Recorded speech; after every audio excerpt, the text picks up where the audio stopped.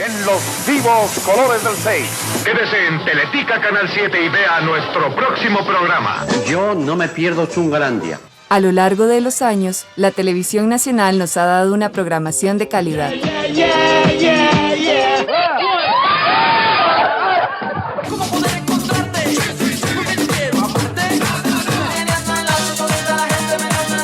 Las mamacitas de la farándula, que además de ser madres, también son mamacitas.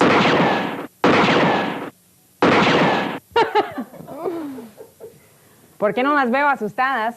Diferentes empresas privadas nos han brindado contenido variado e innovador, que las familias costarricenses hemos disfrutado en nuestros hogares. Pero entre tanta diversión, se nos olvida que esos canales para existir necesitan un espectro radioeléctrico que pertenece al Estado, es decir, pertenece a todo el pueblo costarricense. Y está siendo explotado por manos privadas para hacer un negocio millonario con un bien público. Como por ejemplo, Televisora de Costa Rica, que fue la primera empresa de televisión en nuestro país. O el magnate mexicano Remigio Ángel González, quien es dueño de 3 canales de televisión y 6 radioemisoras en Costa Rica. Y mientras al Estado no parece importarle mucho, los medios de comunicación saben que tienen el poder suficiente como para que nadie los moleste. Nos asusta más una bombeta de turno.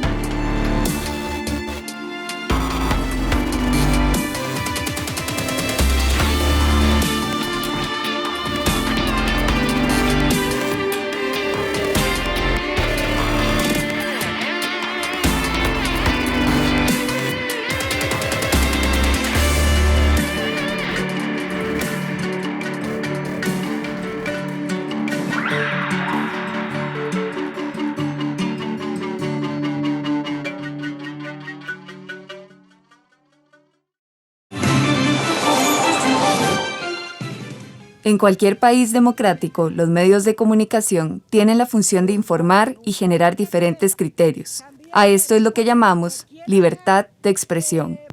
No podemos plegarnos solo a la información de las instituciones gubernamentales. Si eso llegara a ocurrir, habría muerto la libertad de información. Y eso no lo vamos a permitir. Que más que eso va, ante todo y sobre todo, contra la centenaria tradición de nuestro país de defensa de la libertad de expresión. El día de ayer inició el juicio contra Claudia Campos, conductora del programa Sabe un Toque, por difamación, una denuncia interpuesta por Juan Diego Castro, un ex candidato presidencial, buscando cercenar la libertad de expresión recurriendo a la vía legal. Pero ¿existe la libertad de expresión si solo pocas personas controlan el espectro radioeléctrico? ¿No se supone que le pertenece a los y las costarricenses? ¿Es posible el ejercicio pleno de la libertad de expresión en nuestro país? No. Lamentablemente no, Álvaro. Lamentablemente los intereses creados, los intereses empresariales, intereses de familia, intereses de alto vuelo, no permiten que haya una total y absoluta libertad de prensa. Este es un tema que en general se desconoce, y quizás se deba a que quienes se adueñaron de las frecuencias no les favorece hablar sobre el tema. Hay muchísimas frecuencias nacionales que están en desuso, pero igual tienen un dueño. Hay quienes les gusta acaparar todo lo que puedan, canales de televisión, compañías de radio, periódicos, etc. A esto llamamos concentración mediática. Nosotros no nos hemos preocupado en este país por disponer de normas que establezcan mecanismos para evitar que se dé concentración. No podemos concentrar ni la información ni los servicios, porque eso limita las posibilidades. Incluso viéndolo solo desde la perspectiva de mercado, no es bueno. porque no hay competencia. Y hay algunos grupos dominantes, especialmente el grupo Repretel, que tiene capital mexicano, del señor Ángel González, que concentra medios de comunicación en América Latina. Es el grupo económico dominante en Costa Rica en la radio y la televisión. Pero, ¿cómo el Estado determina el manejo de estas frecuencias? Para eso existe un Ministerio de Telecomunicaciones, el MISIT, quien finalmente aprueba la adjudicación de las frecuencias del espectro radioeléctrico. Este espectro incluye no solamente televisión, sino también radio y telefonía móvil. El espectro radioeléctrico es el medio por el cual se propagan las ondas electromagnéticas, que son empleadas para la telefonía, la televisión, la radio, entre otros. Deben usarse en beneficio de toda la sociedad y además deben de ser bien administradas por el Estado. El Poder Ejecutivo tiene un documento llamado Plan Nacional de Atribución de Frecuencias. Este documento se basa en una moderna ley de 1954. Esta se llama Ley de Radio y Televisión, que estipula varias cosas, como por ejemplo, los programas de radio y televisión deben contribuir a elevar el nivel cultural de la nación. Dale, no sea envidiosa, yo no sé ni Europa, pero hay que te pongas así en Europa, mi amor, pero hace nada estudiando. La abuela estudia y todo, viera qué pichu, mamá. Las radioemisoras y televisoras comerciales están obligadas a ceder gratuitamente al Ministerio de Educación Pública un espacio mínimo de media hora por semana para fines de divulgación científica y cultural. Vamos a mover el bam bam, con la mano arriba moviendo el bam bam, da la media vuelta y mueve tu bam bam, dale movimiento rico de bam bam. Entonces las compañeritas iban en agua y uno así, ve al piso. Uy, que se ve el reflejo. El número de programas extranjeros no puede exceder el 60% del total de programas diarios que se proyecten. Escalera al cielo. Es una ley que no ha considerado los cambios sociales, culturales y tecnológicos. No establece criterios, por ejemplo, para determinar qué es producción local, qué es producción extranjera. No establece menos mecanismos para el fomento de la producción audiovisual local. Y en esa misma ley viene estipulado que cada radiofrecuencia tiene un costo entre 1.000 o 3.000 colones al año. Eso suena que cualquiera podría tener su propio canal, pero no es tan fácil. Estas frecuencias nunca se renuevan. En medio de tanto vacío legal, las concesiones se han vuelto vitalicias, algo que incluso va en contra de nuestra Constitución. Ustedes recordarán cuando Canal 9 empezó sus emisiones en el 2011. ¿Qué les pasó? En realidad la empresa que tenía la concesión de la frecuencia, Celestron S.A., nunca cambió, sino que para saltarse el control del MISIT se la hartó otra empresa más grande en un juego de Pac-Man de empresas fantasmas. Así, las frecuencias del Estado se han vuelto un gran negocio para unos pocos. Las empresas solo tienen que retribuir una suma insignificante en relación a las grandes fortunas que generan. Y a partir de ahí, mientras que el Estado no recibe ningún beneficio de esto, ni económico ni de ningún otro tipo. Vean, por ejemplo, hace algunos años que el Tribunal Supremo de Elecciones propuso en este país establecer las franjas electorales. Esto significaba que los medios de radio y televisión que usan espectro radioeléctrico cedan gratuitamente en campaña electoral espacios para que los partidos políticos, los pequeños y los grandes, tengan posibilidad de difundir su oferta electoral. Los medios se opusieron de manera furibunda. Consideraban que esto era una lesión a su libertad de publicar. A pesar de esto, el Estado ha intentado tener su propio espacio dentro de todo ese margen de frecuencias radioeléctricas. Tal como Inglaterra tiene la BBC, España la televisión española e Italia la RAI, Costa Rica tiene el SINAR. Trabajamos para usted. Somos la televisión pública de Costa Rica. Hay países que, por ejemplo, la televisión pública se financia a través de un impuesto directo de todos los ciudadanos, pero hay otros, como el caso de Costa Rica, donde es una empresa pública del Estado que recibe un financiamiento pequeño por parte del Estado costarricense, alrededor del 30% de su operación, y el resto lo tiene que hacer vendiendo servicios y ofreciendo, digamos, diferentes contenidos que pueda comercializar. Cuenta en la actualidad con un avanzado equipo técnico que incluye 3 unidades móviles, aparte de 2 buenos estudios de grabación. En nuestros países conocemos la televisión pública como aquel servicio de televisión propiedad del Estado o propiedad pública. Son medios esenciales en el ecosistema mediático, son medios llamados a abonar en términos de pluralismo, de diversidad, de inclusión social. Ofrecemos periodismo interpretativo y de investigación con los temas más relevantes de la realidad nacional. Y son medios que tienen que tener algunas características, por ejemplo, una independencia editorial con relación al mercado, pero también a los gobiernos. Y nosotros en esos tenemos un sistema de medios, particularmente el CINAR, que no cumple con este principio. Vean ustedes que la persona que ocupe la presidencia ejecutiva del CINAR es nombrada por el presidente de la República. ¿Eso qué nos dice? Nos dice que hay un vínculo muy estrecho entre el medio y el gobierno. Y eso es nefasto para una sociedad democrática. He solicitado al Consejo de Gobierno el remover de su cargo al señor Mario Alfaro Rodríguez como presidente ejecutivo del Sistema Nacional de Radio y Televisión.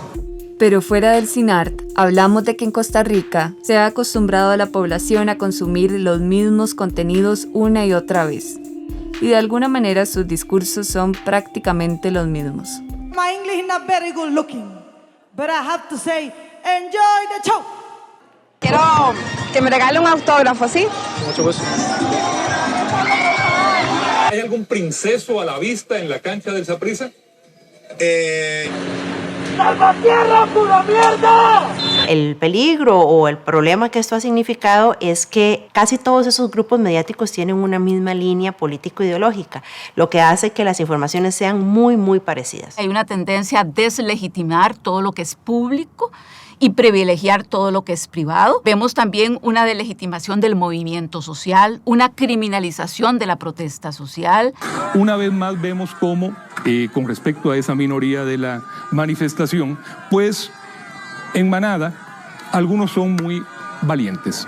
Muchos de esos estudiantes tuvieron un encontronazo con el rector Alberto Salom, quien estaba ingresando a uno de los edificios acá de la Universidad Nacional, y bueno, eso fue lo que ocurrió. Veamos. ¡Estás vendiendo la universidad pública! ¡Sos un traidor! En una sociedad democrática partimos del presupuesto del ejercicio libre de la libertad de prensa, de la libertad de informar, pero sí tenemos que tener la capacidad de leer esos medios, de criticar esos medios y saber desde qué perspectiva nos informan. Y la concentración mediática en grupos que defienden sus intereses, pero que no lo dicen y se presentan como adalides de la objetividad, no es un problema. ¿O ha visto usted en algún momento que los periódicos destaquen los 1.700 millones en impuestos que defraudó el Canal 7? Eso no sale, porque tienen que mantener un halo de credibilidad para que la gente considere que lo que ellos dicen es verdad. Pero es cuando destrozan a una persona, cuando destrozan una familia, cuando destrozan una institución, cuando destrozan nuestra democracia para defender sus intereses, no dicen nada. Me pensioné, digamos, temprano, a los 60 años, porque ya las presiones, digamos, del dueño del medio y del otro director eran hacia campos pagados, reportajes pagados, sin decirle a la gente que son pagados. Ah, no, señor, yo no comulgo con esa cosa. Al periodismo light, al periodismo livianito, al montón de sucesos. No. ¿Es posible que en Costa Rica los dueños de los medios de comunicación decidan y determinen cómo y de qué manera piensan sus periodistas? Se atribuyen. No ha existido la voluntad política por un temor al poder de los medios de comunicación. A los gobiernos no les interesa la crítica mediática, por lo tanto ceden frente a los intereses de algunos medios de comunicación. Entonces, a veces yo me pregunto, ¿qué es más importante saber? ¿Quién va a llegar a la silla presidencial de Zapote o a la silla presidencial del Grupo Nación? Pero finalmente, en el 2019, todo parecía que iba a mejorar, con el paso a la televisión digital. Muy buenas noches, Ignacio. Muchas Bienvenido. gracias. Gracias por recibirnos en tu casa. Un placer. Costa Rica, al igual que otras naciones del mundo, ha procurado adoptar las nuevas tendencias tecnológicas y la transición hacia la televisión digital terrestre no es la excepción. Como bien decía Jerry, a partir de esta noche los costarricenses que utilizan la televisión abierta y gratuita podrán disfrutar de una nueva forma de ver televisión. Repretel lo acompaña en este cambio histórico para que usted disfrute de la mejor programación con imagen digital, abierta y por supuesto que 100% gratuita. A pesar de la oportunidad de tener más contenido y más variedad, las frecuencias terminaron acaparadas por los mismos de siempre. Por lo tanto, es muy importante la política pública, porque podría ser que se concentre más programaciones en un modelo de televisión básicamente comercial. Y ya tenemos mucho de lo comercial. El 78% de los concesionarios de televisión abierta en Costa Rica son concesionarios comerciales y un 20% son religiosos. ¿Cuánto nos quedaría para balancear ese ecosistema mediático? Incluso aunque el Estado, aunque el MISIT diga, voy a dar nuevas frecuencias de radio y televisión a medios comunitarios, a medios pequeños, perfecto, se las da. Y esos medios pequeños, ¿de dónde van a sacar el capital para poder poner un transmisor digital y una torre para poder llegar a su región? Realmente estamos hablando de inversiones de alrededor de $1 millón por torre y por transmisor. Entonces realmente no es tan fácil. Creo que entonces la solución para esto es que el Estado asuma esa responsabilidad que sin duda tiene que ser facilitada desde lo público en alianzas también público-privadas que permitan aumentar esa oferta mediática. Además, el Estado debería considerar una reforma en su legislación en cuanto a los medios de comunicación. ¿Qué otras mejoras podrían hacerse desde una nueva ley? Definir los parámetros de cómo, por qué y a quién se le concede una frecuencia al espectro radioeléctrico, por qué periodo. Me parece que también habría que pensar en sistemas de seguimiento y evaluación.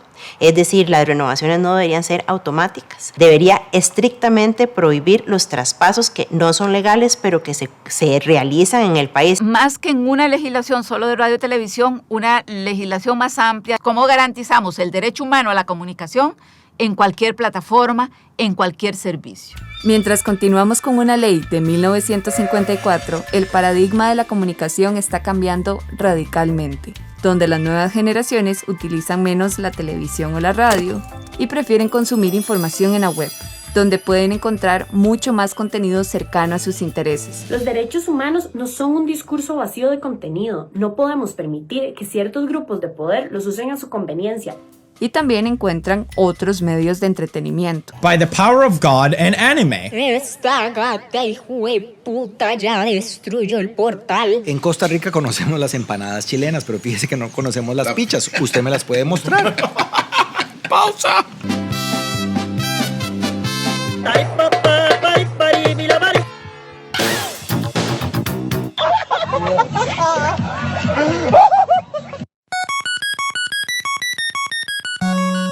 Internet es una especie de gran megáfono donde todas y todos pueden participar y pueden tener una voz, pero lo cierto es que también lo que ha hecho es que ha sobresaturado de información a las personas. Las redes sociales han tenido obviamente un gran impacto en la información, particularmente la de tipo noticioso y política. Quizá uno de los más concretos y evidentes es la forma en que han permitido que grupos tradicionalmente silenciados puedan hacerse escuchar.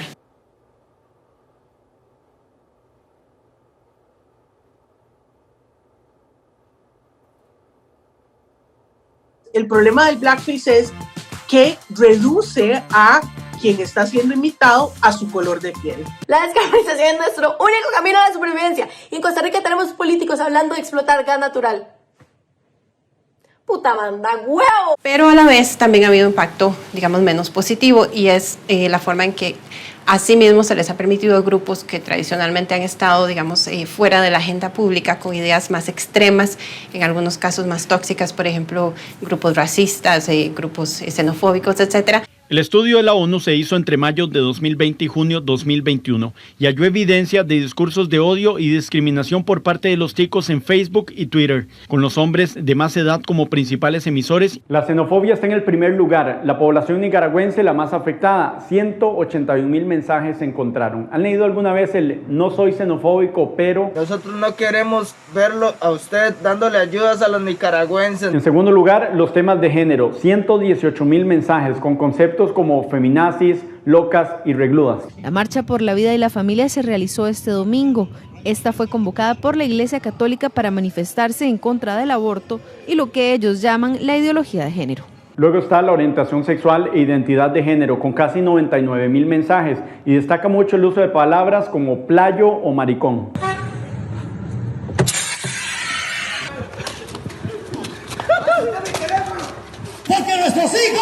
eduquemos nosotros! Cuando se incluyen estos otros discursos, digamos, más extremos, también entonces se les legitima de cierta forma y es más factible que puedan influir en las decisiones políticas que toman los ciudadanos. ¿Cuál pandemia? No me quiero vacunar porque está demasiadamente cuestionado. ¿De cuántas cosas faltará evidencia científica? Quieren quitar las armas a la gente porque así fue en Cuba, así fue en Venezuela.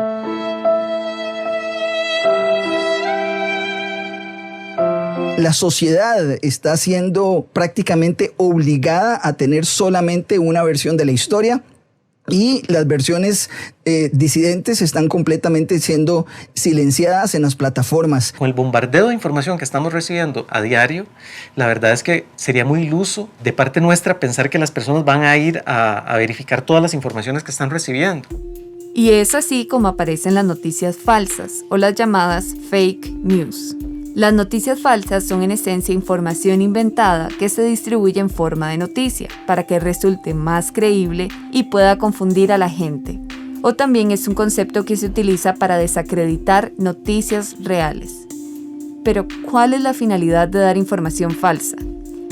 Quizás haya gente que tenga interés en causar división. La polarización es la estrategia per se ahorita de la mayoría de partidos políticos. A ver, nosotros no somos un partido polarizante, nosotros somos un partido... No lo somos. Ustedes y sus compañeros estaban hablando de aborto y no hay ni un solo proyecto de eso. Y de matrimonio igualitario. Nosotros, si ustedes buscan las actas, nosotros no pasamos hablando del tema. Pero Nidia pasó descalza en el plenario, ¿cuántos días? ¿Cuántos fueron? No recuerdo. 2 meses. Bueno. 2 meses, llevamos 3 años. Bueno. Ajá, bueno. Otro uso común es la intención de alterar el curso de una campaña política, mediante informaciones que puedan generar desconfianza hacia uno de los candidatos o candidatas. Cuando los datos se dan por ciertos, tienen consecuencias también ciertas. Es decir, si uno le ve en una encuesta que el determinado partido X tiene posibilidades reales de ganar, muy probablemente esto también vaya a determinar el comportamiento, lo que llamamos voto ganador, por ejemplo. Durante los meses previos a las elecciones presidenciales en Estados Unidos, las noticias falsas eclipsaron a las reales en las redes sociales. Al menos una empresa ha donado 12 millones de reales, cerca de el equivalente a 4 millones de dólares a la campaña de Jair Bolsonaro para difundir y difamar al candidato del Partido de los Trabajadores, Fernando Haddad, a través de noticias falsas en WhatsApp. Lo que está haciendo y está favoreciendo es a la derecha extrema. O sea, la derecha extrema político. Por supuesto. Y al final todos tienen tienen algo en común, que es debilitar al Estado democrático. De la misma manera que es un fenómeno que se da en diferentes partes del mundo, Costa Rica no queda exenta de tener la difusión de noticias falsas. En Panamá, la familia que tiene el dominio de la concesión del tren y el metro en Panamá, ahí viene quién es, de la familia de la señora, la esposa de Carlos Alvarado. Nada de lo que dice es cierto y tenemos varias pruebas que así lo demuestran. El video compartido en redes sociales denuncia una supuesta agresión de los policías en Quepos. Realmente corresponde a una detención en Heredia en el 2019. En los últimos días, este tipo de informaciones son frecuentes en redes sociales y chats. Muchas buscan crear conflictos entre los ciudadanos y la policía. También buscan generar temor o confusión en la población. Es posible que con las leyes actuales, pues cualquier persona pueda hacer este tipo de cosas. El problema es que para los seguidores se confunde, se mueve la línea de qué es información falsa y qué es información real. En el 2019 vimos recién la aparición de una noticia falsa que salió de un medio que se llamaba El Diario La Carta y que lo que anunciaba era que el gobierno pediría subir el IVA. Esa noticia originalmente salió en un medio que no conocíamos a quién pertenecía, no sabíamos quién había dicho eso. Entonces, ¿qué era lo que estábamos viendo ahí? Bueno, por un lado, golpear al gobierno desde algún punto de vista. Posteriormente, ¿qué fue lo que se vio? Cuando se descubrió quién era el autor, que fue Francisco Prendas, que es el presidente del Partido Nueva República. Además de las noticias falsas, es importante considerar que en las redes sociales no todas las personas que comentan son reales. Por ejemplo, podría ser un troll. Un troll es alguien que se dedica a dejar comentarios controversiales para atacar y discutir, utilizando datos que son básicamente falacias y tienden a ser manejados manualmente. Entonces tienen una mayor capacidad de reacción en cuanto a discutir. Hay empresas de comunicación o asesores de comunicación que se dedican a ofrecer ese servicio de troles. Entonces cualquier actor interesado en promover ciertas ideas puede contratar a una de estas personas o empresas para que les monte, digamos, un pequeño ejército de troles, porque al haber ese efecto, digamos, de turba, muchas personas se intimidan y prefieren no seguir en ese, digamos, como en esa discusión. También existen los llamados bots, que son básicamente programas informáticos que automatizan la interacción con otros usuarios. Pueden dar ofertas en la compra de likes o seguidores, o también pueden propagar noticias falsas. En el caso de Costa Rica, tanto los bots como los troles se han observado en las diferentes redes sociales en relación con temas controversiales, como por ejemplo el tema de la inmigración ilegal de otros países hacia Costa Rica. Hay intereses políticos que tienen acceso a las fuentes de información, páginas de Facebook, grupos de WhatsApp, bots en Twitter, que tienen la capacidad de desinformar. El asunto es que estamos viviendo una sociedad sumamente polarizada, en la cual nos estamos dividiendo en tribus y unas tribus no se están hablando con otras. El ruido que nos meten las noticias falsas en este tipo de dinámica es que precisamente ya una tribu no confía en la otra. Generar una noticia falsa es rapidísimo. Aquí mismo, aquí donde estamos sentados, podemos generar 3 noticias falsas. Generar una verificación sobre esas noticias probablemente podemos tardar una semana. Cuando el Estado tarda en darnos información confiable, rápida y oportunamente, lo que está haciendo es dándole armas a las personas que están desinformando. Son solo 3 preguntas que usted tiene que aprenderse. 1. ¿Quién está detrás de la información? 2. ¿Cuál es la evidencia? 3. ¿Qué dicen otros medios sobre el mismo tema? Las plataformas de noticias falsas imitan la apariencia de los medios tradicionales de noticias. Un titular, un texto y alguna foto. Todo esto es camuflaje. Hay una investigación del 2019 del CIEP, de la UCR, que nos indicaba que al menos 1 de cada 5 personas había compartido una noticia falsa, aún sabiendo que era falsa. Y yo lo que creo es que primero lo que hay que hacer es una toma de conciencia nacional sobre el peligro de efectivamente tratar de mover a la ciudadanía con bases o con premisas falsas. Los hechos verificados son lo que son y a partir de ahí podemos tener opiniones, pero no podemos ignorar los hechos solo porque no nos gustan o porque no estamos de acuerdo con ellos. Al final de cuentas depende de cada persona, ¿no? Es su responsabilidad evaluar todos los hechos, verificar antes de decidir creerlo, y es algo que si vemos en redes sociales no ocurre. Tenemos que ver a las redes sociales, tanto en Telegram, WhatsApp y tal, como medios de comunicación en este momento, porque justamente es en el momento que deberíamos de ver más periodismo de investigación, más presupuesto a educación, que es justo cuando se está disminuyendo. Estamos combatiendo todo esto totalmente al revés y de lo que deberíamos de estar haciendo. Lo que pasa es que regularlo es muy delicado. ¿Por qué? Porque ¿qué es lo falso? ¿A quién sancionar? ¿Al autor de la información falsa o al que la distribuye? ¿Al que le da me gusta? ¿A quién? Can you explain why you've named the Daily Caller, a publication well documented with ties to white supremacists, as an official fact checker for Facebook? Congresswoman, sure. We actually don't appoint the independent fact checkers. They go through an independent organization called the Independent Fact Checking Network that has a rigorous standard for who they allow to serve as a fact checker. So you would say that white supremacist-tied publications meet a rigorous standard for fact checking? Garry Kasparov, que es el ajedrecista famoso, que decía que en la antigua Unión Soviética la desinformación en realidad no estaba generada para que yo creyera, digamos, las noticias falsas o las informaciones dudosas, o etcétera. Para eso no servía la desinformación. La desinformación para lo que servía era para generar caos, para que ya no pudiéramos creerle a nadie, para que las instituciones, al final de cuentas, las instituciones democráticas, vieran minadas sus bases. Entonces, ese es el gran peligro, siento yo, de que no sepamos en qué creer. Nunca en la historia de la humanidad habíamos tenido tanto acceso a la información. Sin embargo, entre tanto contenido tenemos que ser precavidos y precavidas en saber de dónde viene lo que leemos y escuchamos y tener cuidado con lo que compartimos. Hay que ser conscientes que la objetividad difícilmente se va a encontrar. sobre todo si no hay una repartición equitativa en los medios de comunicación. Y entre tanta saturación con la que vivimos diariamente, a veces es bueno desconectarse un rato.